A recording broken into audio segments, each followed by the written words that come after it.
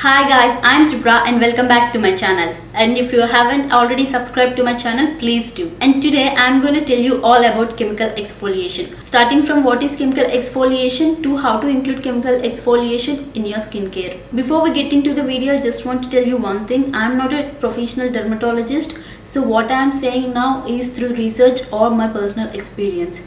So without further ado, let's get into the video. First of all, what is a chemical exfoliator? It's very simple guys. We generally use scrubs, right? Like we use walnut scrub or sugar scrub to get rid of the dead skin on our face. But instead of using a scrub, we are using a chemical for the same purpose. Then it's called chemical exfoliators. So why not physical exfoliators? Why chemical exfoliators? You can definitely use physical exfoliators.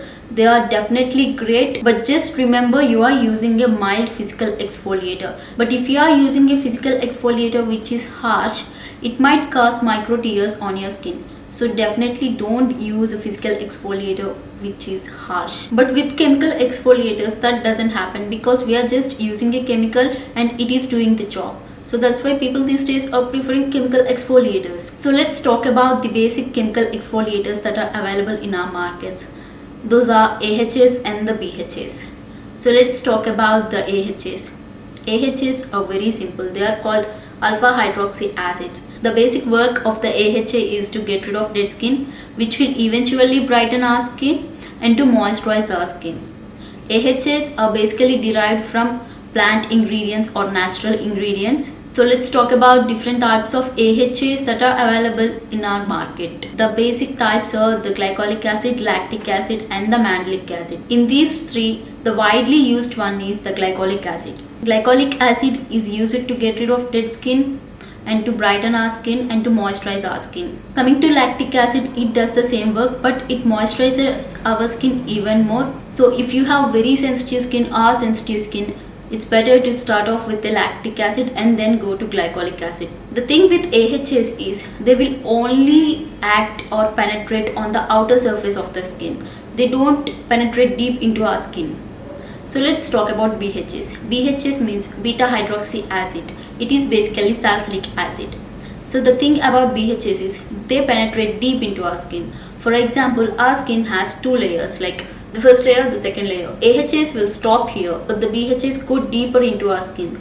So BHAs are useful if you have acne prone skin because they will get rid of all the dirt and the gunk and the bacteria that is causing acne from beneath the skin. So BHAs are basically used by acne prone people or for acne. Now let's talk about how to include AHAs and BHAs into our skincare. So if you are a beginner, just start off with a mild or very less percentage of AHAs, which means just don't go for a 7% AHA if you are just starting. Start from the 2% one and then go to 5 and then 7 because our skin has to adapt for that. So we should gradually build the percentage of the exfoliators we are using. So the first thing I introduced in my skincare is the Neemly toner. This is the Neemly glycolic acid and apple cider vinegar toner. I started off by using this. It has very mild percentage of glycolic acid. So coming to BHAs, when your skin is once adapted to the AHAs, then go for the BHAs. I introduced a BHA serum into my skincare, that is by the Sugandha. This is the Sugandha 2% salicylic acid BHA serum. So now let's talk about how to use them if you are a beginner. As we already spoke about it, always start off with a mild exfoliator, like with the less percentage ones. The next point you should remember if you are a beginner is always do a patch test, no matter what. No matter how excited you are about using the product, don't use it without a patch test. Because chemical exfoliators, if used strongly, can cause more harm than good. So always do a patch test. How do you do a patch test? Just take some product and apply it behind your ear and let it sit for 24 hours. And after 24 hours, you don't see any redness or if you don't feel any irritation or burning sensation there, then only you apply it on your face. Next point, if you are a beginner, is you don't have to use it every day. Just use it twice or thrice in a week and you're good to go. Just don't use every day because you should gradually build anything when it comes to chemical exfoliators. So just start off with applying it every alternate day or just twice or thrice a week. And the next thing is always read the instructions. If they say just apply it for 10 minutes and wash it off, just wash it off. Don't keep it for longer times just because you feel it works so good on your skin or it makes your skin so soft, because chemical exfoliators can burn your skin if you leave them on for a long time or may cause irritation. So don't do that.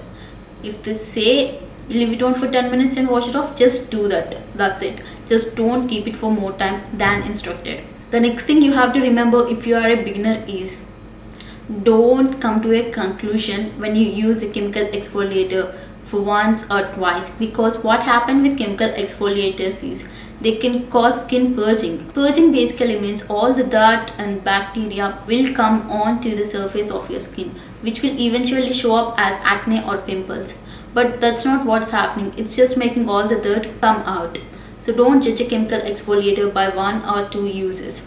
Always give it some time and then conclude or come to a conclusion. So these are the things you should remember if you are new to chemical exfoliation or if you want to include chemical exfoliation in your skincare. Always start off with a mild one or the less percentage one.